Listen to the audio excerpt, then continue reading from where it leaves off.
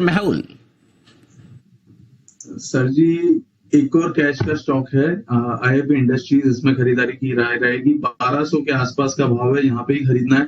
1150 का हमें लगाना है स्टॉप लॉस। अपसाइड टारगेट जो रहेगा 1300 रुपए का रहेगा। खरीदारी इसलिए करनी है बिकॉज ऑलरेडी काफी ज्यादा ओवरसोल्ड। अगर मैं देखूं रिसेंट जो फॉल था 1.5-2 महीने में आया, तकरीबन 40% के आसपास का फॉल है। और आज पहली बार उसके बाद higher top higher bottom confirmation हुआ है, यानी कि चेंज ऑफ ट्रेंड को कंफर्म किया है। डेली में एडीएक्स 14 पे पॉजिटिव क्रॉसओवर आया है, तो उसका इंपैक्ट ये आ सकता है कि एक बड़ा कैंडल हमें कभी भी, आज तो 5% हो सकता है, 8-10% का एक और कैंडल देखने को मिल सकता है। सो यस, आईएफबी इंडस्ट्रीज में खरीदारी की सलाह रहेगी। 1300 का टारगेट रहेगा, 1150 का हमें लगाना है स्टॉप लॉस।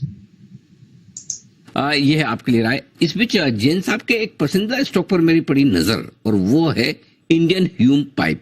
10% का मजबूत उछाल आज इस स्टॉक में देखने को मिल रहा है। जैन साहब जरा राय दें अपनी। देखिए, इंडियन ह्यूम पाइप या ये जो सेक्टर है, इस पे काफी बार पहले रेकमेंड किए हैं, but in last few years they have not been great performers.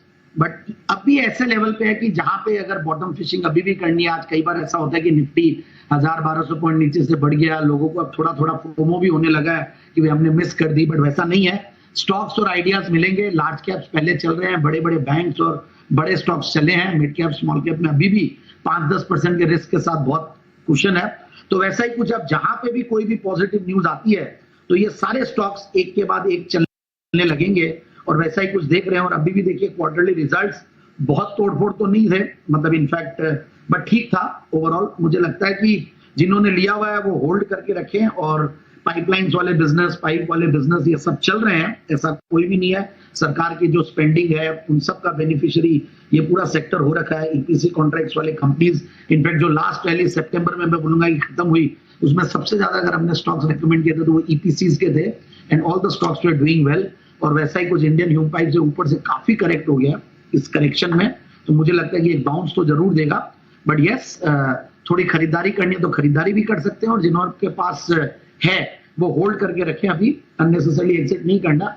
Valuation wise और प्राइस वाइज काफी करेक्टेड और काफी अट्रैक्टिव हो गया। तो ये है आपके लिए राय इंडियन ह्यूम पाइप पर। लेकिन एक स्टॉक अभी मेरा रात पे यार क्या गजब का एक्शन हुआ इस स्टॉक में, और वह है शिपिंग कॉर्पोरेशन ऑफ इंडिया।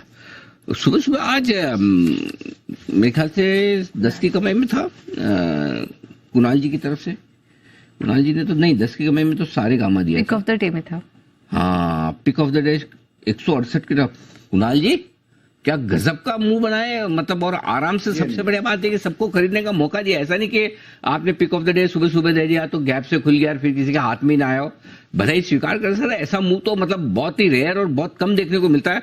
क्या कमाल का शेयर पकड़ा है आज आपने, और 17% 16% बढ़ना मजाक बात नहीं है। जी देखिए, जी बताएं सर, अब क्या करें। अनिल जी देखिए, आज सवेरे जब इसकी चर्चा मैं कर रहा था तब मैंने कहा था कि जैसा मूव कल गार्डन रीच बिल्डिंग में आया है, बिल्कुल वैसा ही मूव यहां आ सकता है, क्योंकि एक पैटर्न बना है जिसे inverse head and shoulder pattern कहते हैं।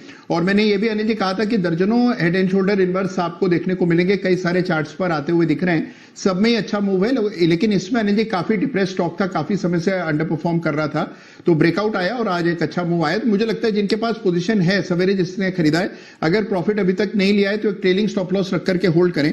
मुझे लगता है कि इसमें 200 के लेवल्स पे आते हुए दिखे। स्टॉप लॉस क्या रखना है वो तो बताओ।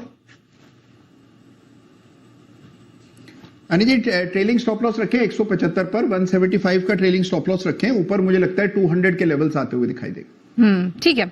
तो यह है शिपिंग कॉर्पोरेशन पर सलाह आपके लिए। चलिए, अब वक्त हो गया है आखिरी घंटे की स्ट्रैटेजी का।